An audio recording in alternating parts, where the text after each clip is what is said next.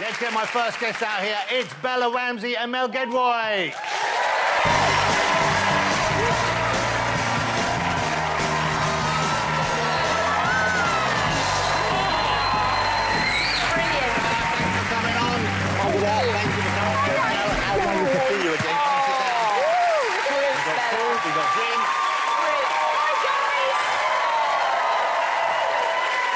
It's lovely to have you. I've got to say, Bella, I love your outfit. That's the best outfit we've ever had on this show. It's amazing. Ever. In the history of outfits. You know, I've been talking about the Oscars a bit there. Mel, what awards have you won in your career? So when we did Bake Off, yes, we won a BAFTA. Wow. We won a BAFTA. Come on, well deserved. Well deserved. That was the golden age of Bake Off. Quite a few years ago, I have to say. Quite a few years and ago. how was the evening for you? Because it can be tense if you're nominated for an award. That's a tense evening. Oh, man. It was... the pacing was all wrong for us. We started having some drinks, but sort of at midday/11 in the morning, Sue and I absolutely lathered come 2 o'clock, come 5 o'clock when you're supposed to be there, looking a bit sort of rough, feeling a bit all over the shop. So I was chewing gum. I thought, get rid of the old, awful, dead Prosecco breath. And I was chewing loads of gum, and we were sitting in the audience having a real laugh, Perks and I having a great time. And then it was announced that we'd won. Piece of chewing gum flew in a beautiful arc into the hairdo of the woman sitting in the row in front. And it turned out she was a sort of slightly important BBC exec. Yeah. And I could see it was just stuck in the beehive. Bella, you've never done anything like that. No, but I do have gum in my mouth right now, so I'm getting a bit worried. Where is it? I'm very good at hiding it. Where the heck is it? Well, you can look in my mouth and try and find it if you want. Have you tucked it? Have you tucked it under the tongue? It's like stuck to my top teeth. That's a good skill. Yes. Where have you learned this I gum? learned it from Pedro Pascal, actually. Really? He's the chief. Yeah.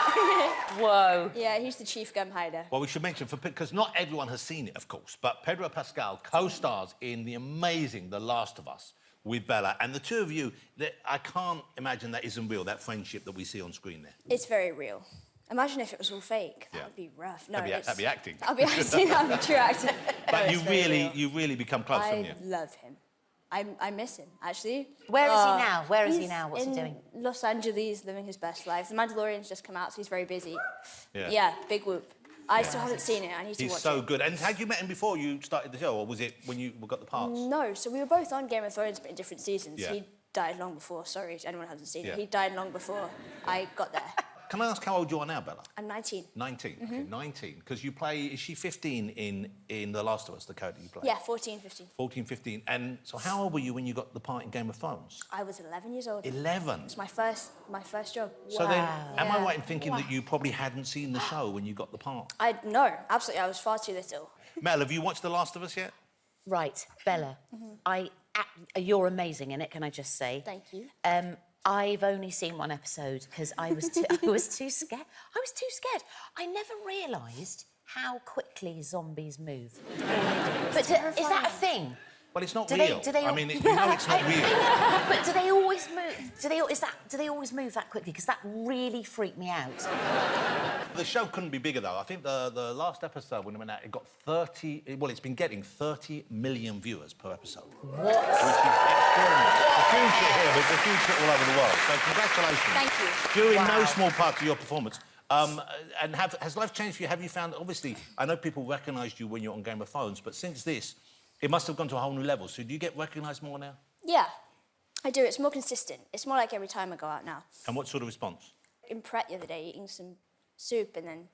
Which soup was it? Was it tomato? Oh, that's a good one. It's a great one. I like my that favourite. one. The tomato's good. Yeah. The chicken one's good as well with the brown rice. I'm vegan. Oh, sorry, you're vegan. I'm sorry. No, I'm also, sorry. that's not the takeaway from this story. What soup is good at Pret? And what sort of reaction did you get? What do they... how do people engage? Yeah, so it was, people are very sweet most of the time. I've not really had bad experiences yet, but it's sometimes just at awkward times, like, I'm eating my soup and I spill it all down me, or when I'm, like, waiting in line for the toilet. It's in Pancras Station. That was the first time I ever got recognised. So you're waiting in the line outside the toilet? Yeah, or inside yeah. the toilet, and then someone came up and said... Are you from the... Actually, are you from the television? And I say, yeah, if depending on what thing you've seen. And then, but yeah, then the queue goes down, and I need a wee. Yeah. And I say, look, we'll chat after. And I was like 12 or something. Yeah. Oh my God. Yeah, That's a very cool response. We chat after. yeah. Laters. But we haven't explained yet what the show is. How would you explain it to someone who hasn't seen it? It's a post-apocalyptic backdrop. It's a story of really Ellie and Joel. Ellie meets Joel. Ellie's just like this random kid who turns out to be immune to this virus. And Joel is a hardened survivor tasked with smuggling her across the US in search of a cure. So that happens, and along their way they meet a lot of people. And zombies feast on people's necks and rip them open. Not really. They do. No, they're... Look, They no, do. you haven't seen it. Why are you telling us what's in a show you clearly haven't watched? It's cordyceps. Cordyceps. And this is sort of a real thing. This is a real thing in the world, isn't it? Cordyceps is real. Like, this could theoretically, it's scientifically... Oh, don't say possible. that. Is this going to happen? Well, it Bella, might. is this... Well, we hope not. And cordyceps are mushrooms, aren't they? Quite- Spooky mushrooms. Quite a few Yeah. scientists think this might happen. Oh, stop it. I don't want to know that. OK, let's have a look. So that's what it is. It's kind of a love story. It's a beautiful relationship story, but it's set against the backdrop of a virus, and they have to get across country, and they face any number of challenges. Have a look at this. Do you do your own stunts? Did you do your own stunts in the first series? Yeah, I always do. First season, second season. Second season, there's a lot more. Yeah, I do. It's really fun. And what about fight training? You do certain skills of fighting, or just general kind of being fit in the moment? There's some boxing, some Brazilian jiu-jitsu, some weapons stuff. There's a lot of carrying around really heavy guns. Is Brazilian jiu-jitsu the one which is more like a dance? That's sort of like called capoeira or something? No. That's capoeira. Yeah, capoeira. Well, Yeah. I'm trying, but it's hard for me with I those don't Rs. think you should be trying words like that. No. If you don't mind. But if I'm correct, you use your opponent's weight and momentum and force against them. You've done your research. So would you be able to take... Take you down. If I was coming at you like one of the clickers, would you Yeah. be able to take me down? Yeah, I would. OK, would you mind demonstrating that? Absolutely. Maybe a little late in the show. OK. Because I want to get a crash mat out here. Yeah, I'd take you down. Yeah. I want to get a crash mat out. Really, really beat the shit out of him. No. I'll channel you. Thank you. You're welcome. But here's the thing. This is what I'm about to do is, let's face it, a very brave thing. But it's not as risky as the things you have to do if you go on Romesh's show, A League of Their Own. Everyone has to do the wildest kind of stunts on that, the kind of most improbable challenges. It's really nerve-wracking, and they make you do a lot of that as well, don't Well, now, because when I started, I was, like, just on the panel. But now I'm hosting. One of the main reasons I wanted to host is that I don't have to do the physical challenges, because I don't want to do any of that. But they're always trying to get me involved, so but because I don't do them all, so they're always trying to get me involved. So one show, it was like a rugby challenge thing, and they had to answer questions while doing, like, a scrum thing, and they just dragged me into it and covered me in, like, mud and crap. Right. So then the show finished, so I went up to my dressing room, and I was just trying to get myself sorted out, and I was like, I've got to get changed, and I'm going to get showered, and I was finding mud. I don't want to get too... There was mud everywhere. Well, so I was, like, properly, like, trying to... I had to get in. Yeah. You know, and I'm, like, in my dressing room trying to get, like, tissue and, like, clean myself off and make sure I give myself a thorough scrub. And so I'm just sorting myself out, cleaning myself up, and then as I'm sort of just finishing to clean myself up, I see there's a text message on my phone. I pick it up. It's my driver waiting outside, and it says, "You might want to close your blinds." Yeah, so it was basically... But where it was where all the audience come out of the show. So I'd given them a little League of Their Own post-credit bonus. And I say, you know... Yeah, that was right. Not even a full wall whistle there, just half. Yeah. Yeah, horrible. Bella, how would you do in a zombie apocalypse? How do you think you would cope? I think I'd be all right, you know. But you have to forage for food and stuff. That's totally fine. Yeah. I'm a vegetarian. OK. Well, he's a very well-known vegan. I'm veganish. I eat you? eggs now. Sorry. OK. I'm So letting you're us not? down. No. I'm the same, actually. I'm vegan, but if I'm really hungry, I will have a bit of pork. No. Let me ask you about accents. You should come to Pig Wrestling Club. I'd love to. Yeah. Anyway, Is sorry, there a Jonathan. pig wrestling club? No, I just made that up. I very nearly wrestled a pig. Why? When? Well, because I used to have pigs as pets, and if you've got a pig, any pig owners in the audience will know? No? OK. Because you have to oil a pig. As you know, you have to oil a pig. If you have a pig, you have to oil your pig. What? You oil the pig. because they get dry skin. They get dry skin. So you go out with pig oil that you get in a big can. It says it says pig oil. You put the pigs see you come in and they know what they're in for. They're looking forward to it. OK, that's... No. They want the relief of the smooth skin.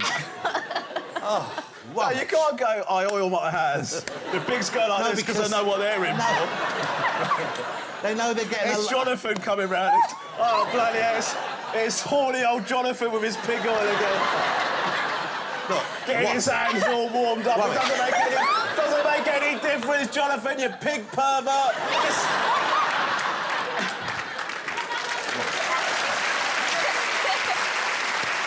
You made me cry. Oh. OK, let's change the subject. Let's get away from Womish's really fantasies. OK, so Womish has a book out, ladies and gentlemen, which is kind of based in, it's loosely about, or certainly it's a key thing in the book, Yasmin Bandara Levels Up. It's about a young girl who plays video games, and it's a lovely story. It's a very sweet story. I was surprised it was by you. Tell me... But it's got a real heart to it. Tell me about the book, please. So the book is... I wrote it with Susie Day, but the book is... It's about a girl who has some sort of... her parents are both doctors, and so they've got this expectation of her to study really hard at school and become a doctor. And she is somebody that when she goes to school, she kind of lets her real personality out. She's a bit of a joker, sort of class clown, etc. And she discovers this football video game that she really likes, and it turns out she's really good at it. Is it FIFA? It's called Goal Pro 7. and it's nothing like FIFA or any affiliated games.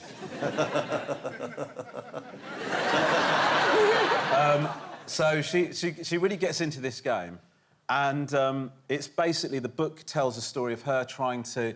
She basically wants to enter a tournament. Turns out she's really, really good, and it's her battling against expectations of girls with regards to video games, and also her parents' expectations in terms of them thinking that kind of thing's a waste of time. And, you know, young people are good at video games. They're better than we are at video games. One of the things that one of the problems I had is that my kids are really into, the younger two in particular, really into Fortnite.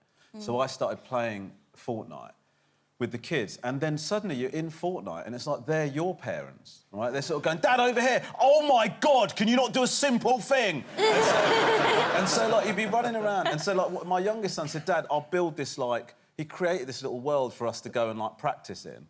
And then we're playing the game, and, like, one of his mates came, and I said, what are you doing? And he said, I'm just playing with my dad.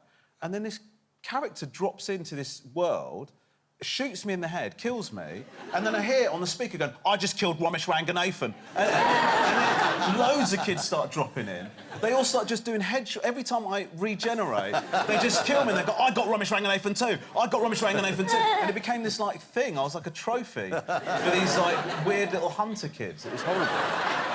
Can I just say, though, what's interesting about this dynamic is you have both, not necessarily knowingly, but you have worked together. You both star, or, well, you star, but you're in a film together, Chicken Run 2. Yes. Because, of course, you had the substantial role of, was it Molly you played? Molly.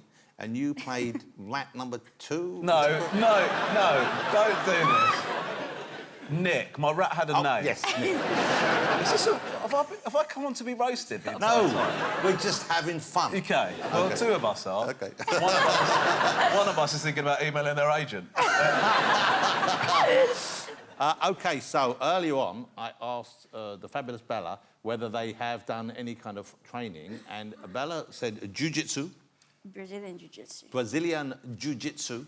And you said maybe you could demonstrate something. Yeah. So, Bella, we've got a crash mat here. Yeah. OK, let's see if Bella can indeed do what she promised here. We'll see whether you've still got the skills to pay the bills. Hold on, I just OK, pull my so shirt up. anything I need to know in advance, I'm fairly limber. Try and break your fall. That's it. OK, so I'm going to come at you, OK? Yep.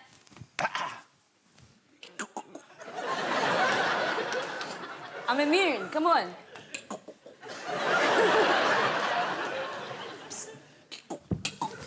Wow! Oh, OK. Wow, that was impressive. You like that? Oh, OK.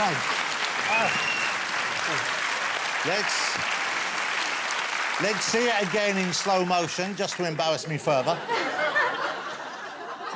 Wow.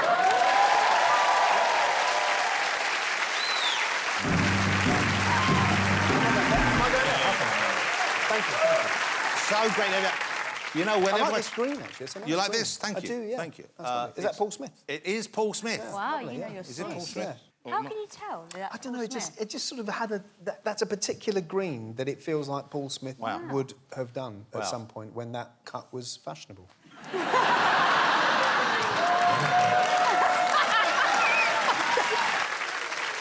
You know what? We always want to talk about The Office, Right. which was an absolute masterpiece, wasn't it? What an incredible piece of work. You were amazing in it. Tim, of course. It's almost 25 years ago now that you started Yeah, filming. I mean, 2001. Yes, I Amazing. mean, it is 24 years ago we were filming the first series, yeah. So looking back now, from almost Mad, quarter isn't it? century, Mad. what are your memories of that filming experience? It was a thing of trying not to laugh for 10 hours a day. And that's a lovely way to spend your life, you know, as a younger... I wasn't a baby then, but I was definitely a younger actor. And, like, to be told you're going to ruin the take if you laugh anymore all the time, that's what we were being told almost all the time. And that's yet- a delightful way to make a living. And one of the hardest jobs to have when you can't laugh, because it is one of the funniest shows ever made. Thank you. Congratulations in order, because Martin Freeman has been nominated for a BAFTA again for an extraordinary performance in The Responder, the second series. An amazing piece of work. Thank you. Yeah, amazing. And I'm wondering, is it gruelling to film something as intense, as at times grim as that? Or is it, you know, because it's obviously you're performing, is it still quite an enjoyable experience, quite a fun thing to be doing?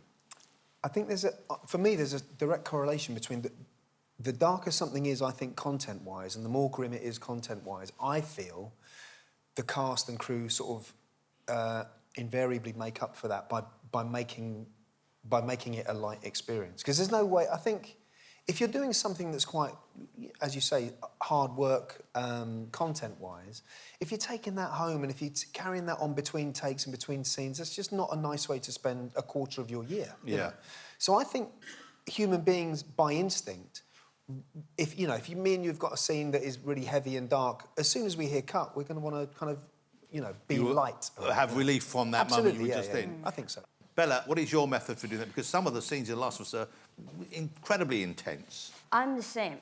I agree. The darker something is, the more light and funny the actual filming experience is.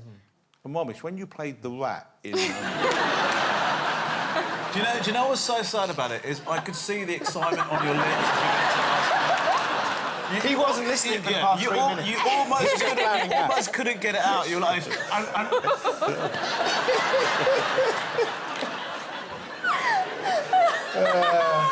Martin, let me ask you about accents, and I might ask you as well, Bella, because you've done many fine ones. In Fargo, was it... Whereabouts? Was that Minnesota? Minnesota, yeah. Which is a peculiar accent, quite a very specific one. It's quite easy to go bad because it's pulling on. It's got a little bit of the Scandinavian influence of the people who settled there. Very occasionally, it's got kind of some sort of weird Irish inflection or an Irish kind of vowel sound sometimes.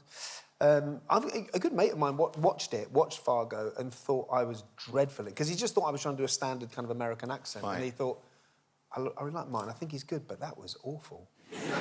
But Bella, what do you do? Because, of course, we know you're from the UK. Where are you from? What part of the UK? Leicestershire. Leicestershire, which Yeah. is a beautiful part of the country. And yet, when I first saw you in Last of Us, I would have sworn you were American. So it's an amazing accent. And I'm sure a lot of people probably think you are American. Yes, people are so surprised when they hear my British accent. If I was shooting in the UK and had to do an American accent, I would have to stay in all the time. Because if you asked me to do an American accent right now, I'd be so bad at it. But when I'm over there, because I'm surrounded by Canadians and Americans, we shoot in Vancouver this season, I can sort of dip in and out of it a bit more. And then even though when I'm out of it and being British, there's still I'll hear myself be a bit American. And it'll kind of annoy me. I'll be like, oh, I'm British, speak normally. Yes. Yeah. But it's just naturally happens. And Ramesh, when you were the rat in the accent, did you have a rat coach or did you just figure it out for yourself? And did you stay in the character of the rat or did you allow yourself Is this? Are you allowed to treat your guests like? I actually did. I auditioned for The Martian. You know that? Yeah. You know, for The Martian, and. Well, the film with Matt Damon in? Yeah. What part would you have had in the Matt Damon? It was like brown guy at computer. So computer Right, test. so as I went down for the audition, I said, do you want me to do it in my own accent or American? But I hadn't prepared American. I thought they would just say, just do it in your own accent, but it looked like I prepared American. But she said, no, let's do your American. Wow. And then I had to freestyle this American accent for the first time, and she started corpsing. As I was doing the line. OK, Ramesh, you know what I'm going to ask you now. So I'm giving you the role. So I'm NASA Woman 3. Would you mind giving us a bit of your American? Yeah, go on, Jonathan. OK. Hey, Bobby, I need those numbers now. Have you crunched them for me? Tell me what the algorithm is. We need to get that guy off Mars. This algorithm is all off the chart.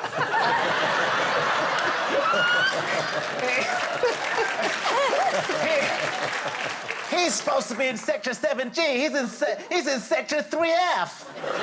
This is a hell of a pickle we're in. I'll be honest with you, I think that was bloody good. I think that was bloody good. OK. Thanks,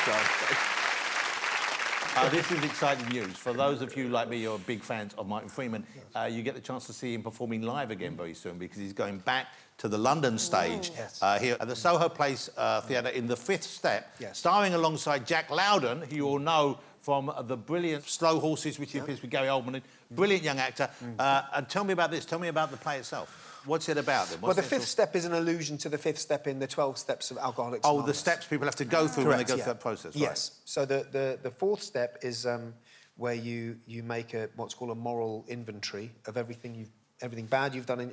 Resentments and fears and everything you feel like you've done wrong in your life. And then to your sponsor, presumably, because you have someone helping you through the process, and I'm playing Jack's sponsor, you then share it with them and you get it down on paper and you go through it with it. You tell someone else about it. So funny as well as... Very, very fun. I mean, primarily funny, actually. And it's just the two of you on stage, then? It's just the two-hander? Yeah, it's only two of us, yeah. So that's the 12th of May to the 26th of July. So that's not a terribly long one, is it? No, I always try and keep What's things that about? short. So that's two and a half months? Yeah.